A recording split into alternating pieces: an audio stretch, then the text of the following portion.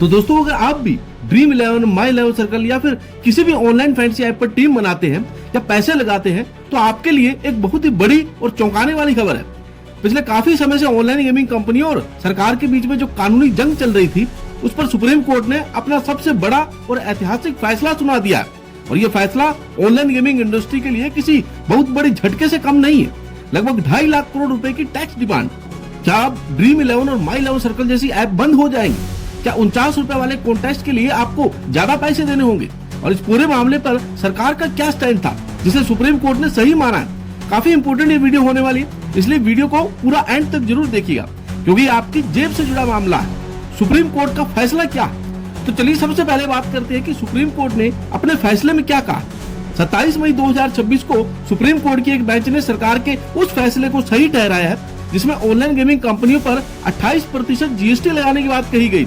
अब यहाँ समझने वाली बात यह है कि 28% जीएसटी इन कंपनियों की कमाई यानी कि उनके कमीशन का या फिर प्लेटफॉर्म फीस उन पर नहीं है, बल्कि फुल फेस वैल्यू यानी कि आपके द्वारा जमा किए गए पूरे पैसे पर लगेगा। मान लीजिए अगर आप किसी ऐप पर 100 रुपए डिपॉजिट करते हैं तो पहले टैक्स सिर्फ उस हिस्से पर लगता था जो कंपनी अपने पास रखती थी, लेकिन अब पूरे 100 रुपए पर ही 28% का भारी भरकम टैक्स लगेगा। स्किल वर्सेस चांस का ड्रामा खत्म। अब ये कंपनियां कोर्ट में क्या दलीलें देती थी? ड्रीम 11 और बाकी कंपनियों को कहना था कि हमारा गेम ऑफ स्किल यानी दिमाग और स्किल का खेल है, ये कोई गेम ऑफ चांस यानी कि सट्टा या फिर जुआ नहीं है, इसलिए हम पर सट्टेबाजी वाले टैक्स नहीं लगना चाहिए। लेकिन सुप्रीम कोर्ट ने इस दलील को पूरी तरह खारिज कर दिया। कोर्ट ने साफ शब्दों में कहा है कि चाहे स्किल यानी कि योग्यता का खेल हो या फिर चांस यानी कि किस्मत का, अगर उसमें किसी अनिश्चित परिणाम पर पैसा लगाया जा रहा है तो टैक्स के मामले में उसे बैटिंग एंड गैम्बलिंग की श्रेणी में ही रखा जाएगा। यानी कोर्ट ने साफ कर दिया है कि पैसा दांव पर लगते ही गेम का नेचर टैक्स वसूलने के लिए बदल जाता है। सरकार का रुख और रेट्रोस्पेक्टिव टैक्स का झटका। अब बात करते हैं सरकार के बारे में। सरकार का स्टैंड शुरुआत से ही बहुत सख्त था। सरकार का कहना था कि ऑनलाइन गेमिंग से भारी मुनाफा कमाया जा रहा है, इसलिए इस पर सबसे ऊंची स्लैब यानी कि 28% का टैक्स मिलना ही चाहिए। अक्टूबर 2023 में सरकार ने इसके लिए कानून में बदलाव भी किए थे, लेकिन इस फैसले का सबसे खतरनाक मोड़ जानते हैं क्या? सुप्रीम कोर्ट ने कहा है कि सरकार ये नियम जो है रेट्रोस्पेक्टिव यानी कि पिछली तारीख से लागू माना जाएगा।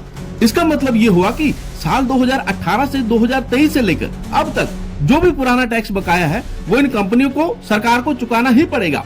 इस फैसले के बाद गेमिंग कंपनियों को सरकार की तरफ से भेजे गए पुराने टैक्स नोटिस दोबारा जिंदा हो गए।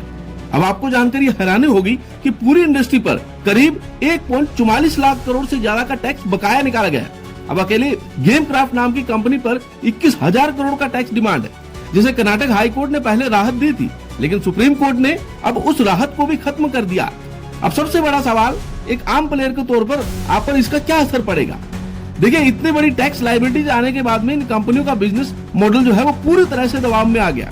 कयास ये लगाया जा रहा है कि कंपनियां इस टैक्स का बोझ कम करने के लिए अपनी प्लेटफॉर्म फीस यानी कि कमीशन को बढ़ा सकती है, प्राइस पूल यानी कि जीतने वाली राशि को कम कर सकती है, या फिर डिपॉजिट बोनस और ऑफर्स को पूरी तरह से खत्म कर सकती है। यानी सीधे शब्दों में कहें तो अब ऑनलाइन फैंटेसी टीम बनाना पहले के मुकाबले काफी महंगा होने वाला है। कुछ छोटे स्टार्टअप तो शायद भारी टैक्स के बोझ के तले दबकर बंद भी हो सकते हैं। दोस्तों, सुप्रीम कोर्ट और सरकार के इस कड़े फैसले पर आपकी क्या राय?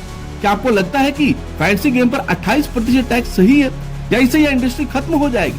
आपकी राय जो भी हो कमेंट करके जरूर बताइएगा। और अगर आपको ये वीडियो इन्फॉर्मेटिव लगी हो तो लाइक करें, चैनल को भी सब्सक्राइब करना न भूलें। और अगर आपने अभी तक हमारे टेलीग्राम ग्रुप को भी ज्वाइन नहीं किया है तो कर लीजिएगा, क्योंकि वहां पर आपको बेस्ट टू बेस्ट फैंटेसी की टीम, उसके अलावा सरकार से रिलेटेड या फिर रियल मनी गेमिंग से रिलेटेड, सुप्रीम कोर्ट से रिलेटेड जो भी न्यू अपडेट आते हैं सबसे पहले आपको वहां पे मिल जाते हैं। तो टेलीग्राम को जरूर ज्वाइन कर लीजिएगा, लिंक आपको डिस्क्रिप्शन और कमेंट बॉक्स में मिल जाएगा।